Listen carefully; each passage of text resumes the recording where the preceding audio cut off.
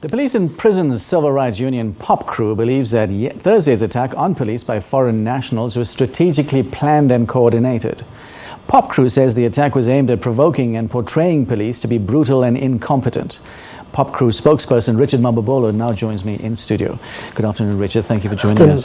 Now, were there any injuries reported on the police? Look, we do not know of any injuries, but we'd like to commend the action that police took in obviously tactically withdrawing from what would have been a volatile situation.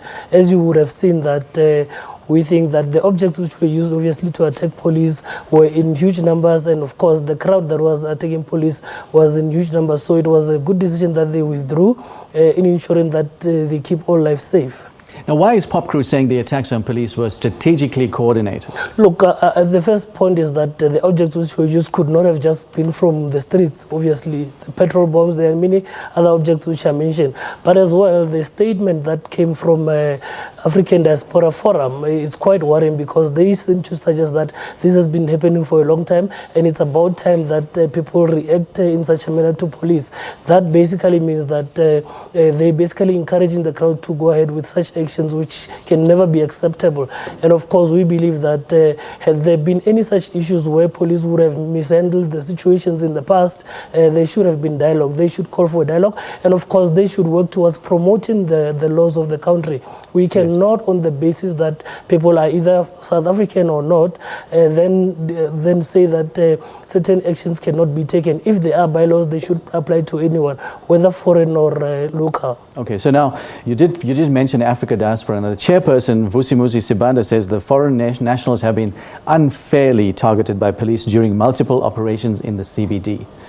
How true is this? I don't think there's been any form of unfair targeting. I think they should obviously bring proof towards what they're saying. But of course, in any instances where there are counterfeit goods, police have got the right to obviously fight against those. So whether they are from foreign nationals or not, it does not matter. The point of the matter is that we want to obviously keep law and order within our communities. Now, the foreign nationals are saying that what happened on Thursday was actually gross human rights violations, and that they were only defending themselves from police hostilities.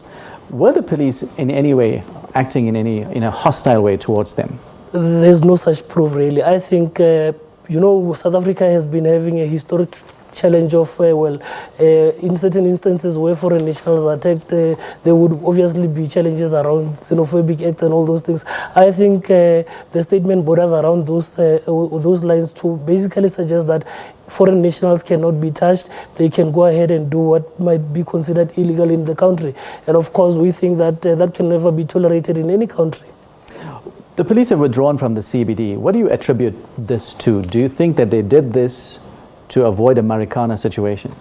That is precisely why we need to commend them, because the situation was so volatile that either police or the protesters could have gotten injured, and we commend them because as these things stand, there are no injuries. We want to obviously ensure that there is dialogue ensuing, ensuring that the situation is resolved. Yes.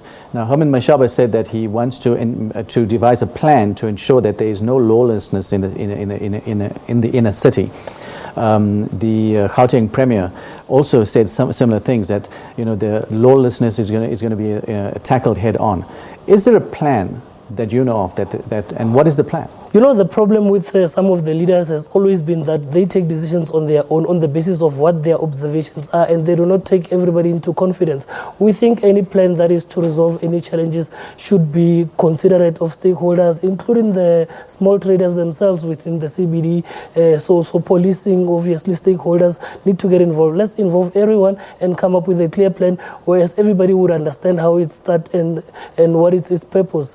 If you are going to have leaders who become so arrogant all the time and say that they will determine plans, it's never going to work, because who else is going to be there to obviously encourage such plans and cooperate with them? The police are talking about counterfeit goods being confiscated, but I'm sure that's not all the goods that are being traded on the streets. Look, I mean, these operations have been happening for a very long time. If they are indeed counterfeit goods, the police have got it within their duties to obviously ensure that they are taken off the streets, and they cannot be stopped for doing that. Now, in your mind, who should be blamed for the influx of foreign nationals into the CBD?